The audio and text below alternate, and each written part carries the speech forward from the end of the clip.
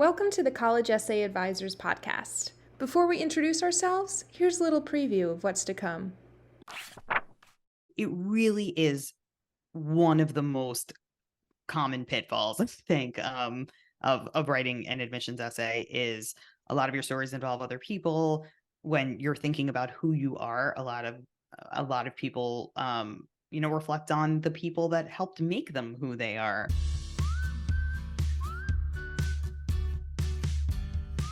Welcome to the College Essay Advisors podcast, an ongoing exploration of how to write admissions essays that get you noticed and accepted.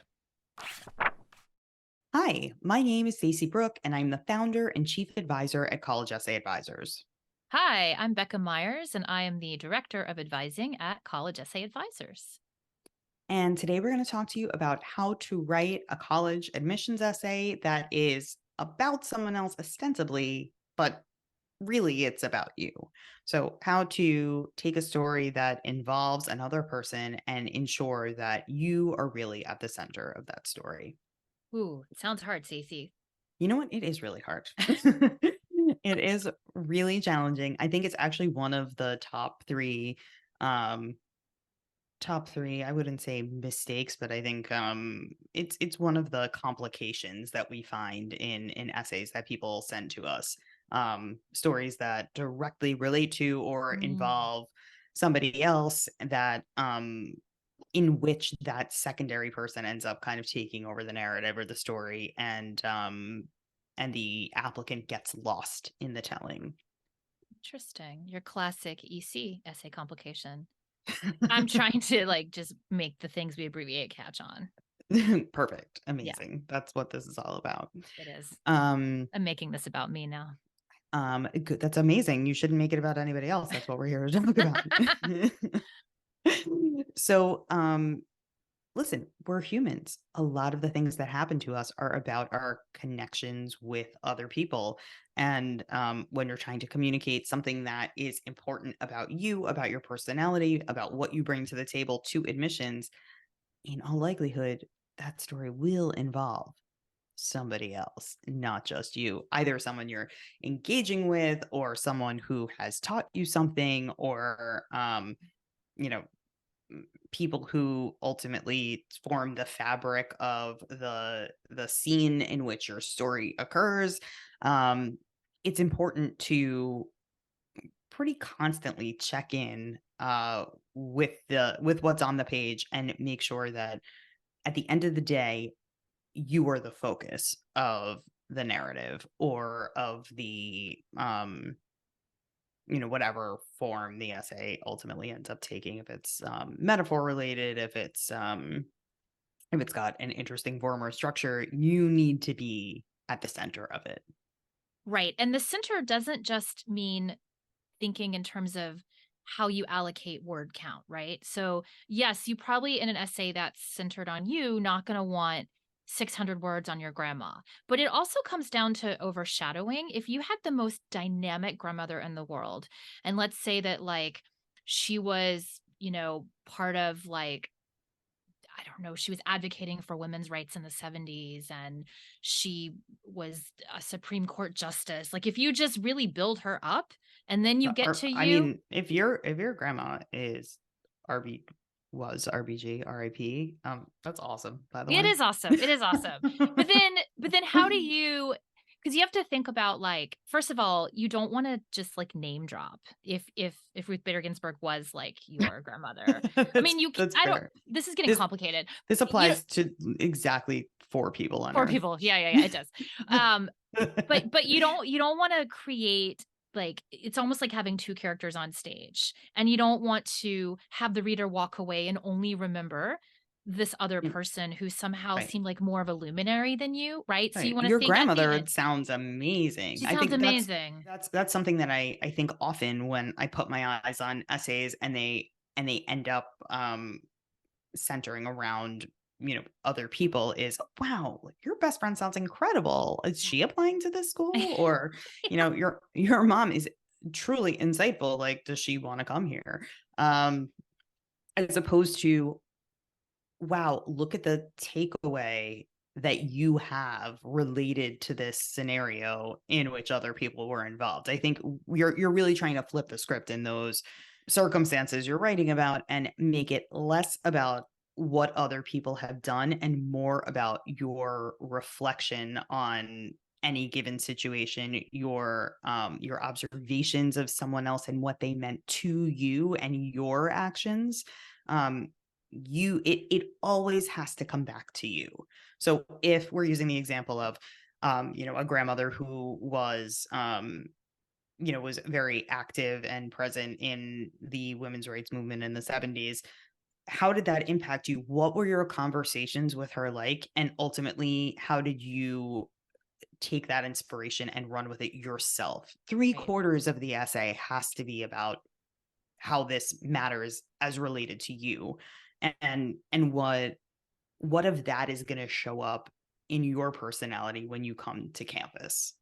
And sometimes student insecurity comes out in these essays that involve other people. So I've definitely had the "my mother is awesome" essay, and students not even realizing it might set themselves up to not be as awesome, because sometimes these essays for students who have never written in the first person before, or students who have never gone to therapy before, are discovering that this process is really unearthing a lot. And so you may look up to your mom, but it might come out in the essay as "I can't quite live up to my mom." And that's not what we want. As Stacey's saying, we want to establish the ways that your mom has inspired you and then move to the ways that you are equally awesome. If at the start of your journey, that's fine. We want to emphasize the positives, right? We don't want to sort of set you up as like, well, gosh, that's so amazing that my mom won those 10 awards. And I'm looking at my shelf of, participation trophies. And it's really tough that I will never be as good at her in lacrosse. Like, we don't really want to, that's not the essay that we should probably submit. I mean, I also think this applies to um it doesn't always have to be like an admiration party situation. True, true. It can be something along the lines of, okay, a student is trying to detail their experiences. Maybe they're not so positive with bullying. Um, I hope not, but too many words are spent on detailing the situation and other people's actions, um, as opposed to your analysis of those actions and interpretation of ultimately how they shaped your character. Your focus is in the wrong place. Right. And that's where we come into to help with editing, right? Because we're always suggesting, like, I think more words are better than fewer because it's easier to cut than probably to try to add on. But I've had a student, I think I mentioned this story in a different episode, a non-traditional student who had written a essay about divorce. And I feel like the opening line was something like, "I knew my husband asked for a divorce the first time he brought me flowers." It was or "I asked for a divorce the first time my husband brought me flowers." It was a very intense This opening was a line. grad student, by the way. We Oh, did a not grad have student. a married Yeah. teenager. Yeah, sorry, grad student, right. She was going back to school at like 23, 24. And in the initial free writing, there was a lot about the ex-husband in there, right? There was a sort of the prelude to what the actual story was about how she'd learned she wanted to go back to school for psychology counseling. But the initial drafting, he was very much too much in the essay, right? He was Mhm. overshadowing her a little bit. The story of Mhm. their relationship and what she learned from him was too detailed about him, when all we really needed was a couple sentences to set the stage before we moved to her and her reflection. Mhm. And so in Mhm. subsequent drafts, he just kind of disappeared, much the way he disappeared from her life, which I think felt really good to her. That I could cut him out. One, Catharsis. she loves seeing those track changes. I was like, let's just take him out here. And the I essay is mean, beautiful. as this could relate to a teenager, uh, this issue of divorce, which does come up in essays sometimes, is another great example of how someone else can commandeer unintentionally the attention in an essay. A student can write an imbalance in favor of describing the situation that ultimately was challenging for them, but that they overcame, or that inspired them to make changes, do something interesting with their lives because of a divorce, without getting into the particulars of what their parents were like, I think, like you were saying, just a few sentences that set up a scenario instead of, focusing a whole essay or half an essay um, about the interactions of other people, um, is really what you're aiming for. Another thing to point out is that when you're when you're writing about other people, like if I was going to write an essay about my sister, for example, who I love and who's amazing and a huge part of my life, I think I would want to include some details about her and some of the things I love most about her. But I think what's really special with something that I value is the way in which we're close, the way in which we share so much history and have so many personal jokes embedded in our shared experiences that like no one can make me laugh the way she can make me laugh and vice versa. And some of that um humor and lightness and trust in other people really makes its way from my relationship with her to my relationship with others. And I think it's the reflection on the relationship building, um, the interactions that you have with another person, that's something that I think is really valuable to include in an essay.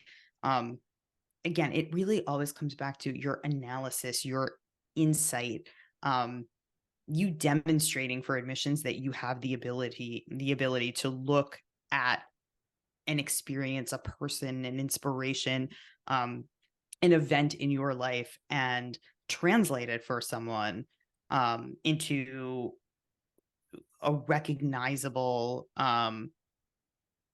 trait, set of skills, passion, something a little bit more tangible in terms of what you're bringing to the table. So, if I gain a sense of compassion, of lightness, of like fun and free spiritedness from my relationship with my sister, maybe that's something that I'm trying to convey and communicate. But it's not going to be all about Rachel, who's super fun and cool, and who I could write a 650-word essay about easily. But this one's about me. Yeah. I, Another way in which it's dangerous to write about another person is when ultimately you're actually using someone's story or someone in your story as more of a prop than an actual human. Yeah, they're like scenery that you don't actually value them as a person. They are a Mhm. symbol for something. And so Mhm. you are using like a volunteer experience just to like, you open with like a family that you build a house for, and it seems like that person's Right. going to have a connection to you, but they're merely a way for you to talk about your accolades, right? It, 100%. it Yes, doesn't yes. seem A authentic. very common trap for like community service essays, volunteer essays, Exactly. that kind of thing. Exactly. Mhm. And so if you paint the picture of that person in full in the opening and then you turn it on yourself, it feels a little oily, right? It doesn't feel right. And It can for sure if there yeah, isn't.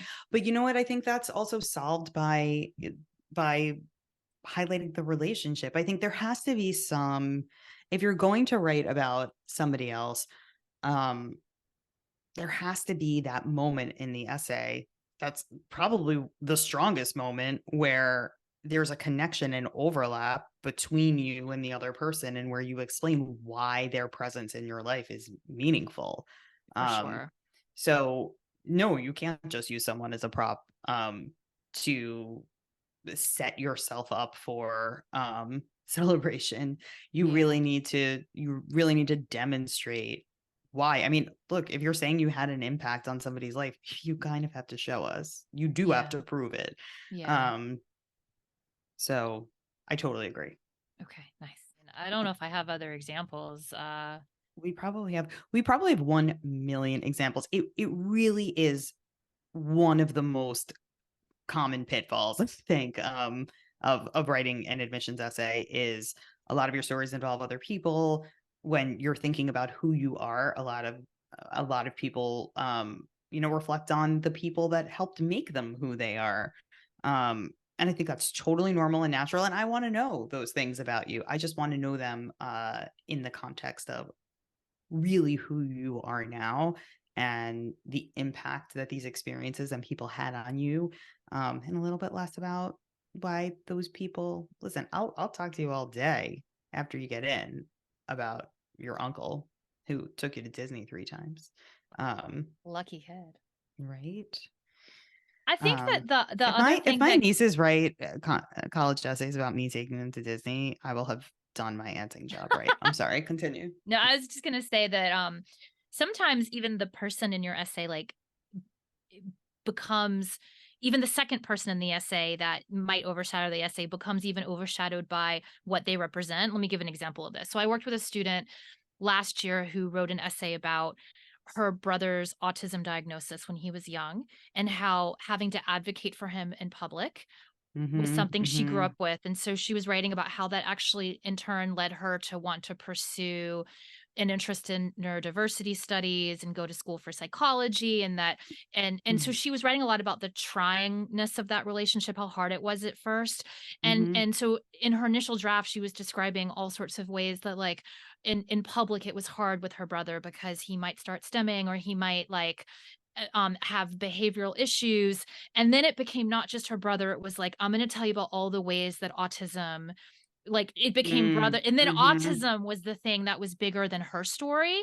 And so that's the Mm-hmm. other thing I would say. If a person is in your essay for how they've impacted you and led you in a direction to want to study something, make sure that the thing that they taught you about doesn't also overshadow your own story. So it could be the grandmother that had cancer and now you want to become a doctor to look at Mm-hmm. treatments or that kind of thing. It Mm-hmm. still And needs to say about you. these are things that in all likelihood, they apply to the personal statement. They also may apply to why do you want to go to the school essays or other Yes. more specific school-oriented supplements. But I mean, look, these are called personal essays for a reason. They're not diatribes about the issues you care about or Right. they're they are really meant to be stories that provide insight about you as a human. So at the end of the day, you need to be able to take a step away from your essay, come back to it and feel like, yes, it is personal. This does feel like a slice of me on the page. And it's hard. It's really hard. But you can totally do it. So we hope this was helpful to you. If there is anything else that you want to hear from us, please let us know. We're going to keep creating content for you, both here on the podcast, on YouTube, on our website. And if you have any specific questions that you want our personal help with, you can always get in touch with us, collegeessayadvisors.com. And we thank you for listening, and we'll be in your ears again soon.